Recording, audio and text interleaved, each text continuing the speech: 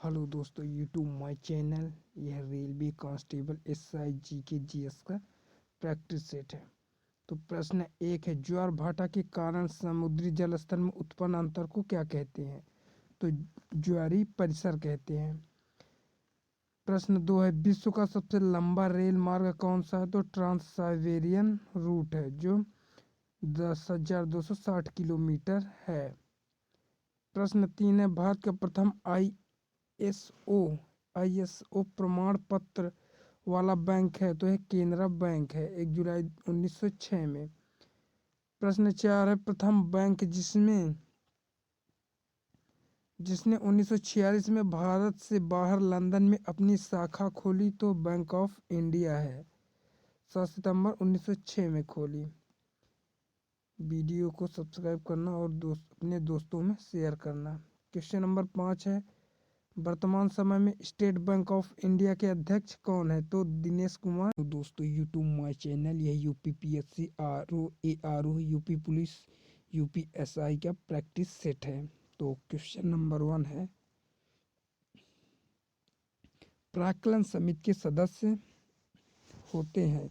First है, संसद के दोनों सदनों से चुने जाते हैं। सेकंड है, लोकसभा के सदस्यों से चुने जाते हैं। थर्ड है, राज्यसभा के सदस्यों से ही चुने जाते हैं।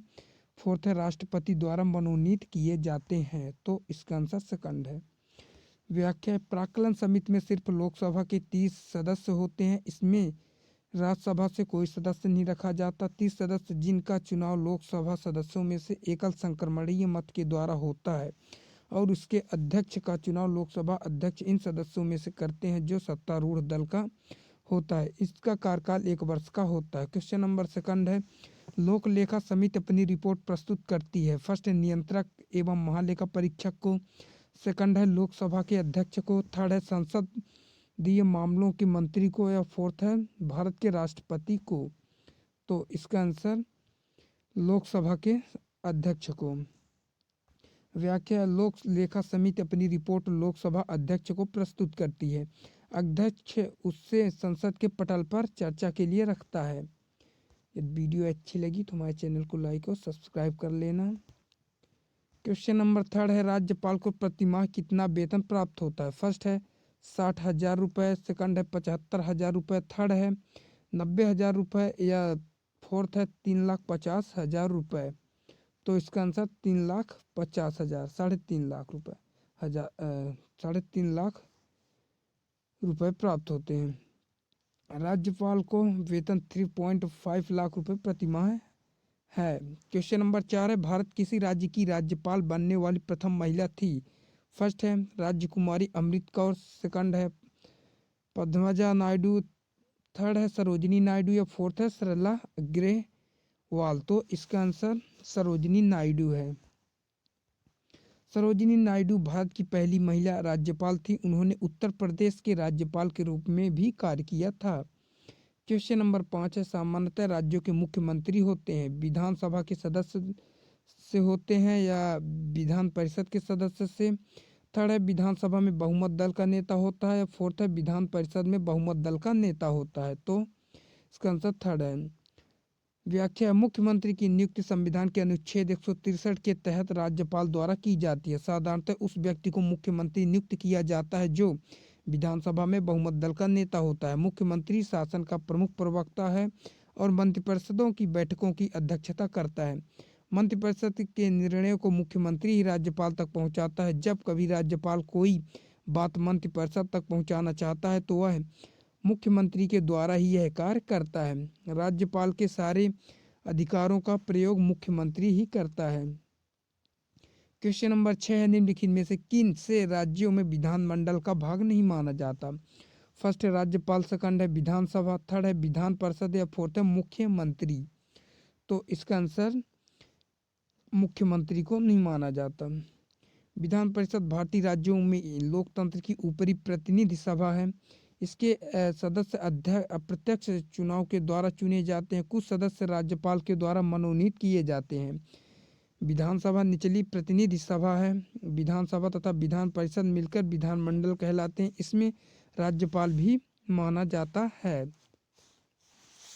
क्वेश्चन नंबर 7 है, उपचुनाव कराया जाता है 2 वर्ष बाद, सेकंड है 3 वर्ष बाद, थर्ड है 5 वर्ष बाद या कभी भी।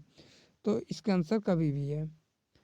क्वेश्चन नंबर 8 है दिनेश गोस्वामी समिति का संबंध था। फर्स्ट है बैंकों में राष्ट्रीय की समाप्ति से, सेकंड है निर्वाचन सुधारों से, थर्ड है पूर्वोत्तर में उपद्रव समाप्त करने के उपायों से, फोर्थ है चकमा समस्या से। तो इसका आंसर सेकंड है निर्वाचन चुनाव सुधारों से है। गोस्वामी समिति का गठन वर्ष 1990 में किया गया था। इस समिति ने भारत में होने वाले चुनावों के संबंध में कई महत्वपूर्ण सुझाव तथा सिफारिशें पेश की। समिति की सबसे प्रमुख सिफारिश यह थी कि किसी भी व्यक्ति को 2 से अधिक निर्वाचन क्षेत्रों पर चुनाव लड़ने की अनुमति नहीं दी जाए तथा निर्दलीय उम्मीदवारों की जमानत राशि बढ़ाई जानी चाहिए। ऐसे सभी उम्मीदवार की जमानत राशि जब्त की जानी चाहिए जो 1/4 नहीं पा सके हों। क्वेश्चन नंबर 9 है संविधान में किन वर्गों के संबंध में विशेष प्रावधान किया गया है। फर्स्ट है अल्पसंख्यक एवं पिछड़े वर्ग, सेकंड अनुसूचित जाति और अनुसूचित जनजाति, थर्ड आंग्ल भारतीय समुदाय या फोर्थ उपर्युक्त सभी। तो इसका आंसर उपर्युक्त सभी है। व्याख्या अनुसूचित जातियों, अनुसूचित जनजातियों, एंग्लो इंडियन और पिछड़ी जातियों के हितों की रक्षा के लिए अनुच्छेद 330 से 342 में विशेष प्रावधान किए गए हैं। अनुच्छेद 330 और 332 लोकसभा और राज्य विधानसभाओं में सीटों के आरक्षण के बारे में है। अनुच्छेद 330 लोकसभा में अनुसूचित जातियों और अनुसूचित जनजातियों के लिए सीटों के आरक्षण का प्रावधान किया गया है। किसी भी राज्य या केंद्र शासित प्रदेश में ऐसी जातियों और जनजातियों के लिए आरक्षित सीटों की संख्या वहां की जनसंख्या के आधार पर होगी। क्वेश्चन नंबर 10 है पिछड़ा वर्ग आयोग का गठन कौन करता है। फर्स्ट है राष्ट्रपति, सेकंड है प्रधानमंत्री, थर्ड लोकसभा अध्यक्ष या फोर्थ है गृह मंत्री। तो इसका आंसर राष्ट्रपति है। राष्ट्रपति। व्याख्या पिछड़ा वर्ग आयोग का गठन राष्ट्रपति करता है। राष्ट्रीय पिछड़ा वर्ग आयोग अधिनियम 1993 में बनाया गया था। क्वेश्चन नंबर 11 है 1942 में क्रिप्स मिशन का एक महत्वपूर्ण पहलू था। भारतीय राज्यों को भारत संघ में शासित होगा। फर्स्ट है, सेकंड है द्वितीय विश्व युद्ध के तुरंत पश्चात भारत संघ की स्थापना करना और उसे डोमिनियन पद प्रदान करना। थर्ड है विश्व युद्ध के पश्चात भारत को संपूर्ण स्वतंत्रता तथा प्रभुत्व का दर्जा प्रदान करने की शर्तें थी। फोर्थ है संपूर्ण भारत संघ के लिए एक ही संविधान की संरचना करना, किसी भी प्रांत के लिए पृथक संविधान का न होना तथा सभी प्रांतों को संघीय संविधान मान्य होगा। तो इसका आंसर सेकंड है। व्याख्या क्रिप्स मिशन ब्रिटिश सरकार द्वारा द्वितीय विश्व युद्ध में भारतीयों का सहयोग प्राप्त करने के लिए किया गया एक असफल प्रयास था जो 1942 के मार्च के उत्तरार्ध में सर स्टैफोर्ड क्रिप्स, जो कि लेबर पार्टी से संबंधित थे, की अध्यक्षता में भारत आया था। बदले में क्रिप्स ने युद्ध की समाप्ति के उपरांत भारत में चुनाव कराने व औपनिवेशिक दर्जा प्रदान करने का वादा किया, जिससे तत्कालीन ब्रिटिश प्रधानमंत्री चर्चिल एकदम विरुद्ध थे। क्वेश्चन नंबर 12 निम्नलिखित में से किस गवर्नर जनरल ने भारत की प्रथम विधाबद्ध सिविल सेवा किसे है तो का सृजन किया, जो कालांतर में भारतीय सिविल सेवा के नाम से जानी जाती है। फर्स्ट वारेन हेस्टिंग्स, सेकंड है वेलेस्ली, थर्ड लॉर्ड कॉर्नवालिस या फोर्थ है विलियम बेंटिंग। तो इसका आंसर लॉर्ड कॉर्नवालिस है। व्याख्या है भारत में सिविल सर्विसेज के जनक के रूप में लॉर्ड कॉर्नवालिस को जाना जाता है तथा सिविल सर्विसेज को ज्वाइन करने वाले भारत के प्रथम व्यक्ति सत्येंद्रनाथ टैगोर बने थे। क्वेश्चन नंबर 13 है भारत में डाक व्यवस्था शुरू करने वाला ब्रिटिश गवर्नर जनरल था। फर्स्ट है लॉर्ड डलहौजी, सेकंड है लॉर्ड वेलेस्ली, थर्ड है लॉर्ड ऑकलैंड, फोर्थ है लॉर्ड बेंटिंग। तो इसका आंसर फर्स्ट है लॉर्ड डलहौजी है। भारत में डाक व्यवस्था शुरू करने वाला British governor general Lord Dalhousie था। क्वेश्चन नंबर 14 निम्नलिखित में से ब्रिटिश सरकार को वह गवर्नर जनरल कौन था जिसने भारत में डाक टिकट शुरू किए थे। फर्स्ट है लॉर्ड डलहौजी, सेकंड है लॉर्ड विलियम बेंटिंग, थर्ड है लॉर्ड कैनिंग या फोर्थ है लॉर्ड ऑकलैंड। तो